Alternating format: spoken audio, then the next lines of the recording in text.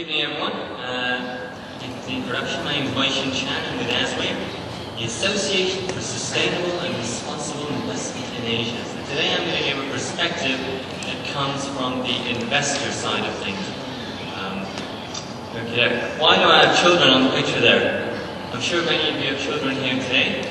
I think my keynote for that is schizophrenia. When people think in two minds, I'm sure that all you important people here today won't take the decisions that you have and you make at home and take them into the workplace.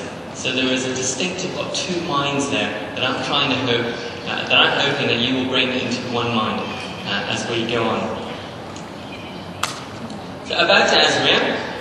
ASWE is a not-for-profit membership association. We're dedicated to promoting sustainable and responsible investment in Asia. Here are some of our members, lots of Japanese, Asian-based members, banks and institutional investors, and so on and so forth. So, about responsible investment. Let me start with a quote that came in 1987, that was over 22 years ago. The Brundtland report that was published and commissioned by the United Nations. It says, sustainable development is development that meets the needs of the present without compromising the ability of future generations to meet their own needs. I think that's quite a good definition of sustainable development. When we talk about responsible investment, it's about making money responsibly. We're not trying to take your money away, we're not asking you to make less money, we're asking you to make money responsibly. It's about capital preservation. It's also known as ESG, Environmental Social Governance, or SRI, 3P, Triple Bottom Line. It encapsulates climate, pollution, governance, and so on and so forth. Responsible investment is about risks and opportunities. Notice how opportunities is bolder in capital letters there. We believe this is beginning to take place around the world. The mindsets have changed. The mindsets of governments have changed, investors and also people. The public interest and knowledge in sustainability issues has definitely changed. 20 years ago, a footprint might have been something that you learned in school that a dinosaur left behind. These days people are talking about carbon footprints, and everyone will think of that first. So what about investors? What does it really mean for companies and things like that? It's about value creation, and we're talking long-term value creation and also risk mitigation for Korean investors. And importantly, not only Korean investors, but also Korean business. That's very, very important. Why do I say that the real risk profile is difficult to capture? Maybe 20 years ago in the 1980s, financial statements in annual reports and things could capture 75 to 80% of the risk of a company. Nowadays, there are studies out there that reckon that less than 20% of risk is captured within financial statements. Wealth structures have definitely changed, and that's part and parcel of that point. I'm happy to say that CDP in Korea is doing really, really well. CDP stands for Carbon Disclosure Project. Of the companies that were sampled in Korea this year, 50% in Korea responded, which is really, really good news. Of those 50%, 52% of the companies were giving emissions data. That's a good thing because it shows they are actually measuring their data. There are names that I could give, such as SK Telecom, who are emerging as a leader there. But the point I want to emphasize is that more data is needed. Other data is needed. Investors in companies should be able to use this data, asking for more and asking the right questions. Companies represented here today ought to be disclosing much more data. This isn't an aside, but pensions must really unleash its capital. Why do I say that? There is so much money locked up in government pensions and in corporate pensions, which should be, in our opinion, unleashed into the market in the form of equities. And in doing so, it should be done in an ESG, that is an environmental, and social and a governance-friendly manner.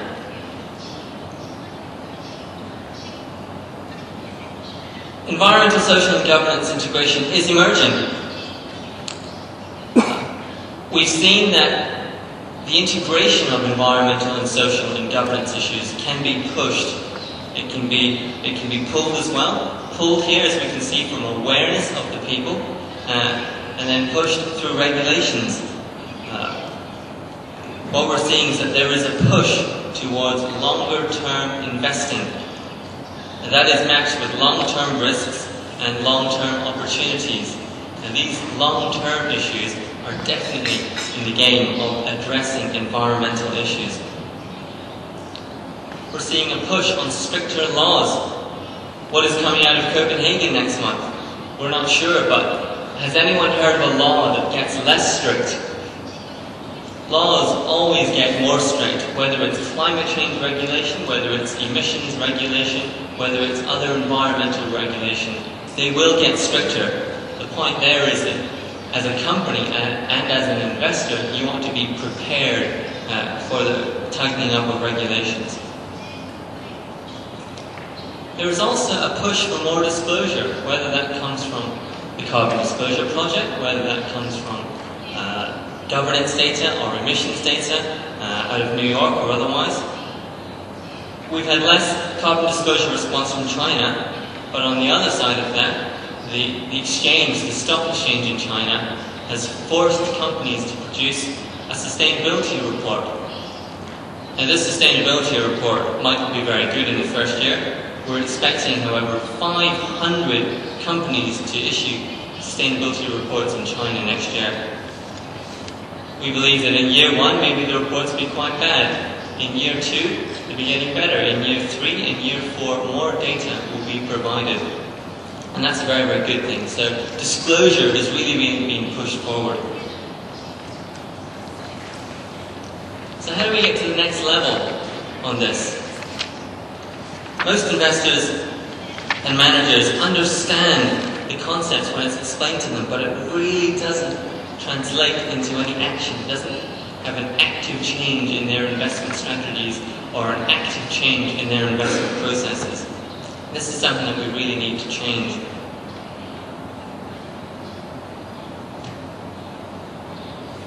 The level of awareness of environmental, social and governance issues amongst local fund managers is often low.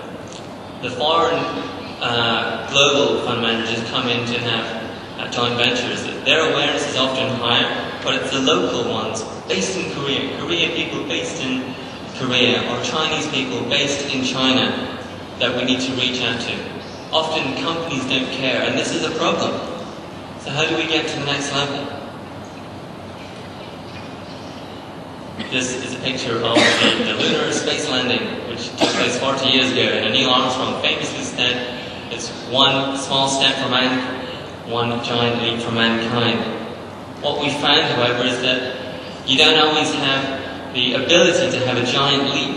So if you are an investor, if you are a company, take small steps but in the right direction, really make something happen.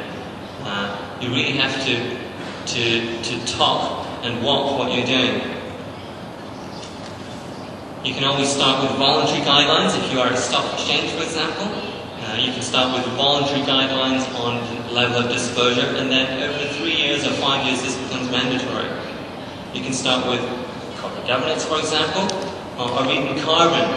Carbon's an easy one. Carbon data is actually measurable.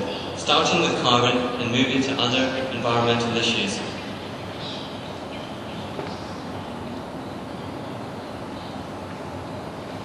So what are the keys towards integration? It's already been mentioned before by a number of colleagues today. Raised awareness. The relationships between investment strategies and national environmental and social constraints or issues is not always known. We need everyone in the whole country the politicians, the regulators, the businesses, the people to understand this. Awareness levels must be raised. In the investment industry specifically, knowledge must be raised. It must be raised of how an integrated environmental and social governance approach is best practice and how it can enhance your returns, it can enhance your understanding of a company, and it can lower the chances that in the future you lose money due to unforeseen risks. That's for industry professionals and people who are actively involved there. What about improving the understanding of where Asian funds are now? What is the direction forward? A lot of investors will ask, well, are there any green products on the market? There are lots of green products on the market. What about the metrics? What about the performance? If you do enough research and digging around, we will find that there are statistics out there that show that investing with an ESG integration is no worse. That's very important. It is no worse than standard investing. What I would encourage is for investing to incorporate ESG so that we can see that not only you're not doing any worse, but you could have the potential to do better. Get rid of those fears of doing worse. We together, collectively, are building up our knowledge at this conference.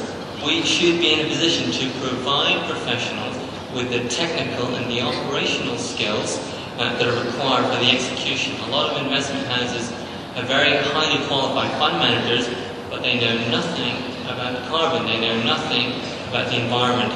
And we need to help them get practical advice on how to expand their knowledge. I would very, very much encourage dialogue. That's no small statement. We need dialogue between industry, between regulators, between governments, between businesses, and between NGOs, as mentioned earlier. Someone once told me recently that NGOs, if you collectively added up their capital, would make up the 8th largest economy in the world. NGOs have a lot of on-the-ground information, and it's useful for businesses and investors to tap into that. I think that's really important. What about sustainable investments? Well, as been mentioned before, there is not one roadmap on how to get there. There are different tools and different strategies for companies and investors. The different needs of a particular country, its infrastructure, its ecosystems, its particular pollution aspects, or its social needs. The governments are aware of the policies here, and the policies that they give have different impacts for companies. We should think about what matters locally.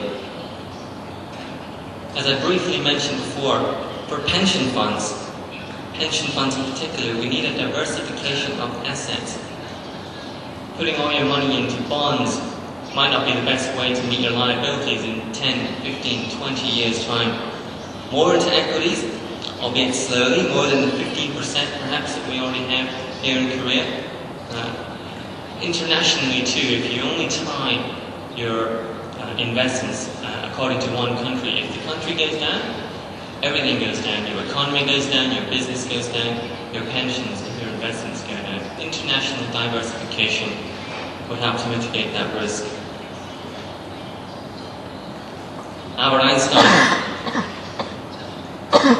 I was a science student when I was at university. Now this is the Lorentz transformation for time, whatever that means. We're talking about extending time horizons. We're talking about the matching of liabilities to your return on investments. I'm asking investors not to worry about the short-term volatility. We're asking all investors, whether it's private equity, whether it's credit loans and things like that, to incorporate long-term investment time horizons. We need to be extending those from the 3-month or the 6-month bonuses that everyone is vying for to 1-year, 3-year, 5-year performance bonuses. That way the investment mandate can be extended to incorporate time appropriately. For companies also, companies should be thinking about the long-term investment projects that they can be making. It's not about the CEO trying to get the share price up as quickly as possible because he has options. Getting the share price up is a good thing, but over the long term, stable and steady growth, not short-term spikes. What would I like you to take away today? I'd like you to differentiate. I'd like you to follow up on these issues, keep the momentum going, really read up around these issues. If you're the CEO of a company or in charge or a president, try making pilot projects at some of your divisions. This has been done very successfully at some large conglomerates in Asia, especially with carbon disclosure projects. We've seen that they have taken small divisions and started small projects on how to lower carbon emissions, and then once that's been on trial for 1 year or 2 years, they expand it to other divisions. It seems quite simple, an idea, but if you don't try it on a small division, on a small pilot project, you never know whether it's really going to work. For investors particularly, I'd encourage you to work with stock exchanges on guidelines. Stock exchanges do have the power to ask companies to disclose more information in the filings with stock exchanges, whether that's a quarterly, an interim, or an annual report. If you ask for more data, you could be given it, and the stock exchanges, as mentioned earlier, can do this voluntarily to start with and move on to mandatory. Share ideas. It's kind of like kindergarten or play school where we're all encouraged to share. In different countries, in different companies, in different sectors, there will be best practice, there will be better ideas that we hadn't thought about. Sharing that, cooperating on these sort of things will really, really help, which is why I'm happy that everyone is here today listening to different ideas from different sectors.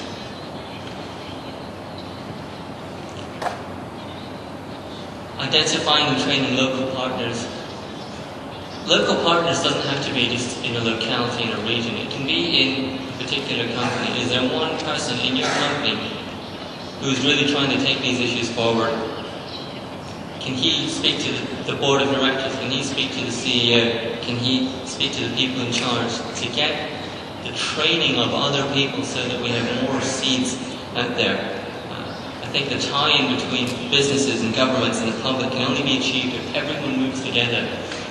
And as the professor from Tokyo mentioned, education is really, really important. A final thought would be a quote from Bill Clinton, which you can all read in the presentation there. But he said this in 1996, rather a long time ago. He said, "I've never believed we had to choose between either a clean and safe environment or a growing economy. In creating thriving companies and new jobs doesn't have to come at the expense of the air we breathe, the water we drink, the food we eat, or the natural landscape in which we live. We can, and indeed must, have both." I think they are very, very wise words. Thank you very much for listening to me.